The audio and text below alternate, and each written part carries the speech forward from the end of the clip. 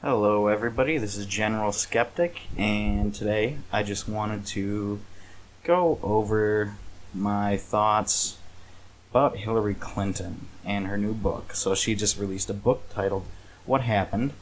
In the book, she obviously points blame all over the place. Many of you have heard it ranges from Bernie Sanders to white women and to the media. So I'll be giving some of my thoughts on an article posted by the BBC about this matter. First, the article states that she blames FBI Director Comey. It quotes her saying, "If not for the dramatic intervention of the FBI in the final days, we would have won the White House." First off, Comey was the reason why Hillary Clinton held on for so long.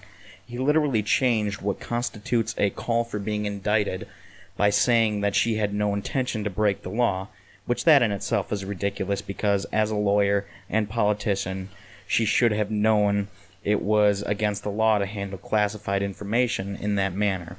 He recommended no indictment, though, so he in a sense saved her in that aspect.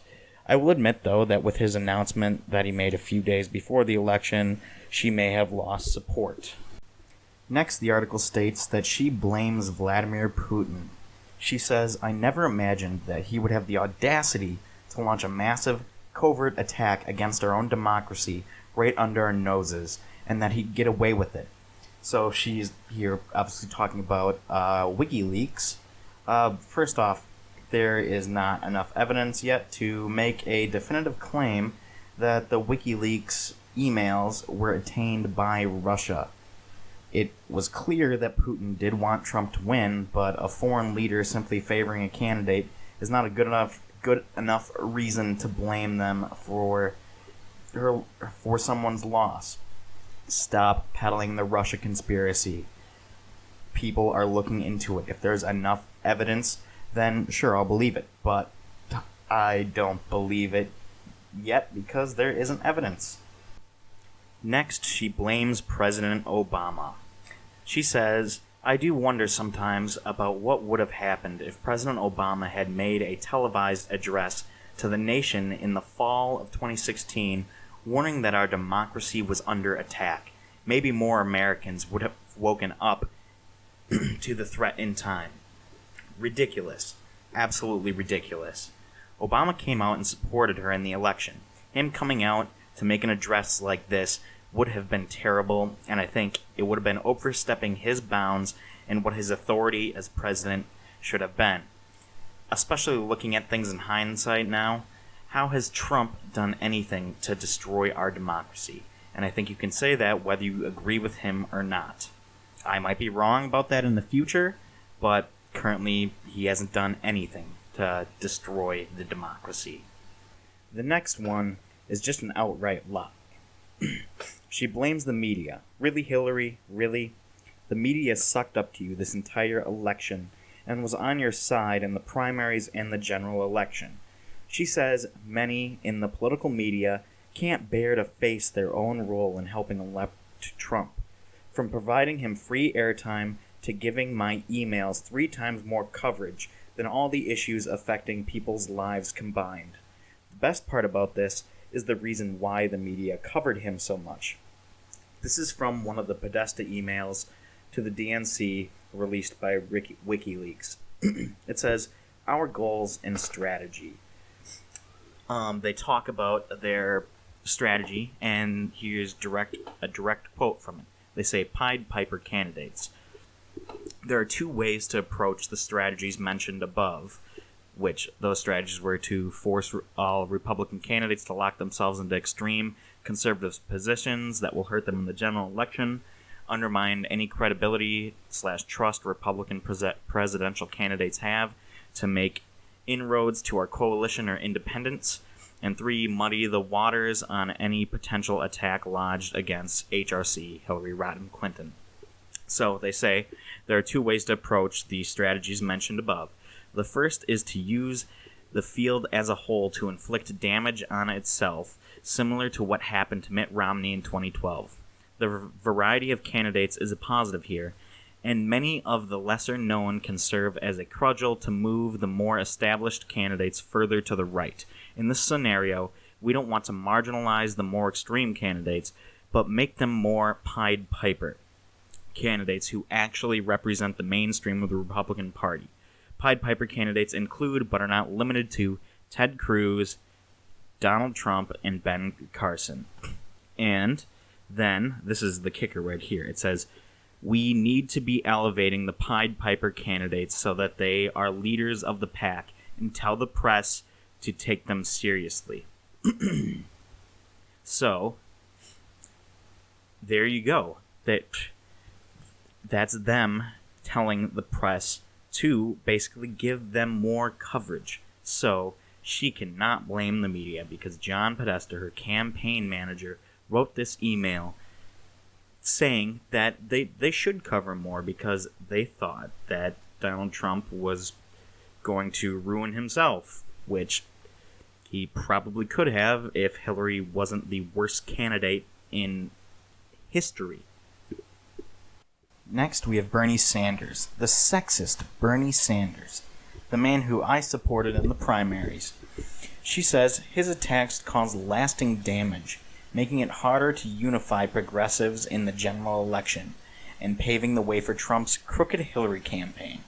Well, for one, a lot of your supporters were not progressives, and the reason why they supported Bernie Sanders, and not you, is because he is a progressive. You did not try to reach out with them. You alienated them.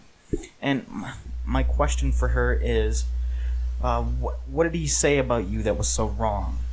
The lies, Wall Street, your voting record. He was correct on all that. You can't blame him for your wrongdoings just because he pointed them out. Also, he was very cautious when bringing these things up, which I believe was a flaw on his part. He should have went after you the way Obama went after you in 2008. That's not the kind of campaign he wanted to run, though, because of his principles. And what, did she really feel that entitled that she thought she should get the nomination unchallenged by a credible opponent? Well, yes, that is what she thought. Then, of course, there's Jill Stein on Hillary's list of the damned. She says there were more than enough Stein voters to swing the result, just like Ralph Nader did in Florida and New Hampshire in 2000. It is not up to Jill Stein or Gary Johnson or any other third-party person to not run so that she could get more votes. For one, who's to say if Stein didn't run that those people would even vote for her? She's not entitled to anyone's vote, and Jill Stein is allowed to run and campaign if she wants to. Next, she says sexism. Of course she'd say this. This has to be said. Sexism and misogyny played a role in the 2016 presidential campaign. Exhibit A is that the flagrantly sexist candidate won. I'm sure there were some voters who may have been sexist, but that would not be a major player in why she lost, especially taking into account all of the reasons not to vote for her. And she's one to talk about sexism with a husband like Bill after all of his crimes against women.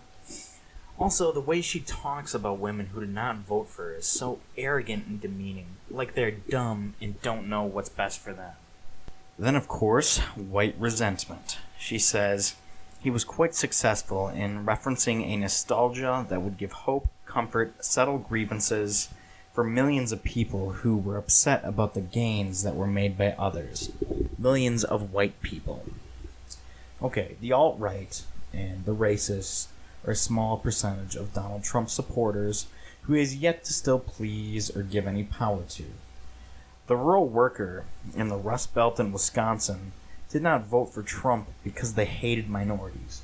These are usually Democrat voters. They voted for him because he actually appealed to them. He actually went and visited them or campaigned to them. Unlike Hillary, who'd send other people out to campaign for her in those spots. She just didn't seem to care. She didn't try to get their vote.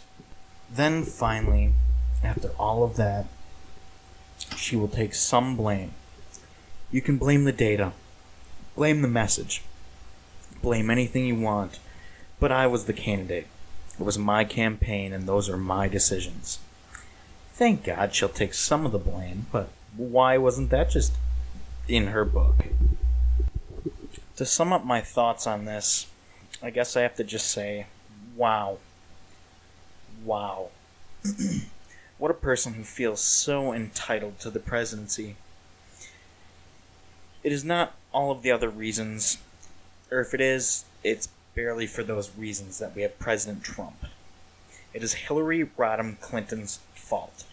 And she's right about some things. It is the DNC's fault, but it's not them who made her lose. It's them peddling her and going against Bernie Sanders, and them, because they thought it would work to get her to win, having the media talk more about Donald Trump so they could have their Pied Piper candidate. She was such a flawed and corrupt candidate who felt so entitled that she was so surprised when she lost that she couldn't even give a concession speech. She has to go around blaming other candidates. It is not the other candidates' faults. It is your fault, Hillary. The world does not owe you anything. And now she's been saying she can't forgive anyone who didn't vote in this election. They don't need your forgiveness because they did not commit any transgressions against you. It's not like I'm happy with the Trump presidency, but I would not have been happy with Hillary either. I voted for Gary Johnson because I felt like he was the most moral individual running, even though I disagree with him on a lot. I knew he was going to lose, so both of the candidates that could have won, I felt like I couldn't vote for either of them for moral reasons. As each day goes, and especially now after the release of this book, I'm happy I did not vote for her. People have tried to tell me that, oh, you should have just held your nose and voted for Hillary. No. After this, I'm just so happy I did not vote for her. This has been General Skeptic. Leave your comments down below. Thank you.